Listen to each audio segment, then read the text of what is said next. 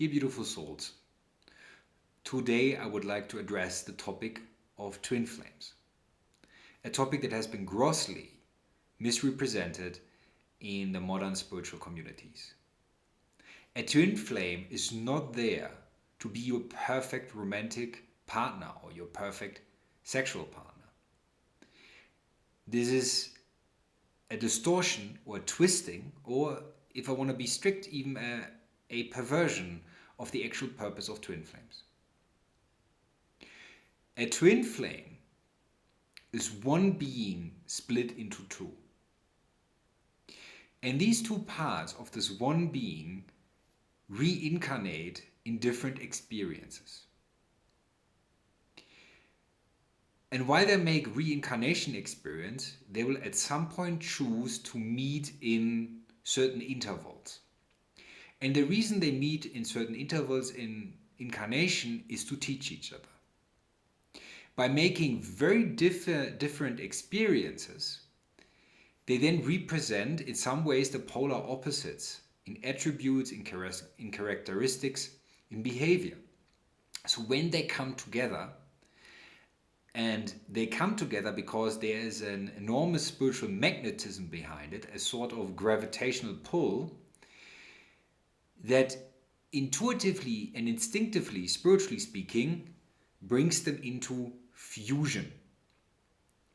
So the goal that God has with the twin flame experiment, so to speak, is that twin flames are supposed to teach each other spiritually of how to come into union and into harmony, even though they have gathered various different perspectives through their incarnations.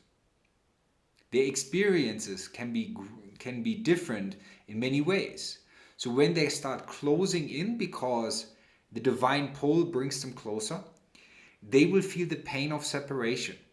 Because everywhere where they have biases, where they have old pains, where they have unresolved karma, it will lead to a repelling of the magnetism. But then, once they repel, the magnetism will again draw them in. So they impact with the karmic body or the pain body every time they come close to each other. And they are perfect mirrors. That means they will mirror their twin flame partner exactly. Wherever the twin flame partner is unconscious, the other side will mirror it back to them. So between twin flames there can be no lies, there can be no deception and manipulation. Otherwise, this magnetic pull will then amplify what separates, because when you come closer, the closer you are to fusion, the more painfully do you become aware of what separates you in that moment.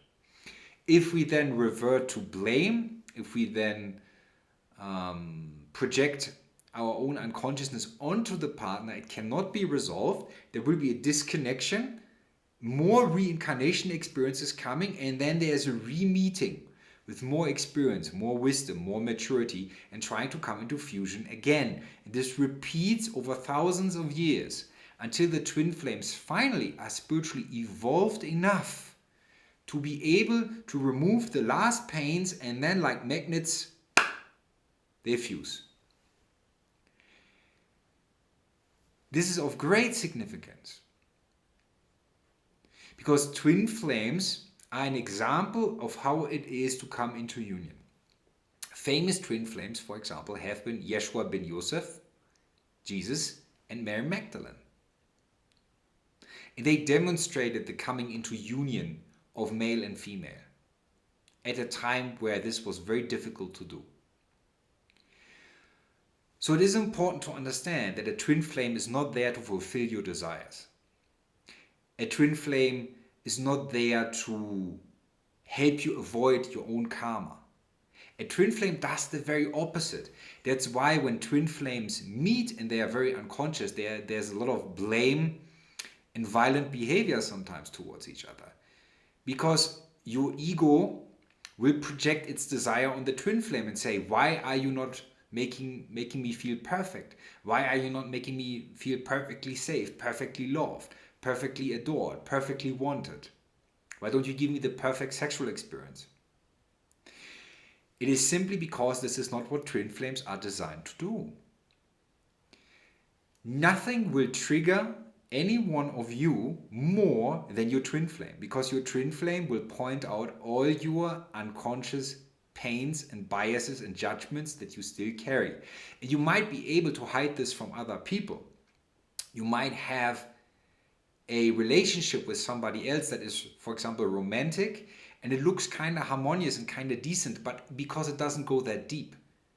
But the twin flame energy, because of its attractive force, will bring out everything that separates, everything that is ego, everything that is resented and unloved, and everything that is disowned, and everything where there is no responsibility taken for. So a twin flame is the ultimate catalyst to spiritual awakening. Because there's no hiding. There's no chance of keeping your unconsciousness buried and projected onto the other. It will not work. Therefore, please try to understand that when twin flame separate to go into incarnation, meet, separate then again to go through different incarnations, and then meet again in incarnation and so on. It's an experiment of the divine of how to bring opposites into union. Coming closer, coming closer, coming closer, until they're one again. And this, of course, means that we need to let go of everything that is in resistance to the twin flame union. Every bit of pride, every bit of fantasy, every bit of ideas that have nothing to do with actually true spiritual understanding. So right now, what happens in a lot of the spiritual community, that there is a lot of narcissism around the twin flame topic. The idea of, oh, there is the chaser, there is the runner. All of this is awkwardly silly for those who are in an actual twin flame relationship, where they realize, oh, we are coming together for a spiritual mission, we are coming together to serve God, we're coming together to serve spiritual community. But it's not about the fulfilling of desire, it is the opposite. It is about the overcoming of desire and pointing out to each other where we are still clinging from a loving, compassionate wisdom perspective without judgment and violence. A twin flame is there to bring you closer to God, not to bring you closer to the fulfillment of your egoic desires. Contemplate about this, my friends. Be well.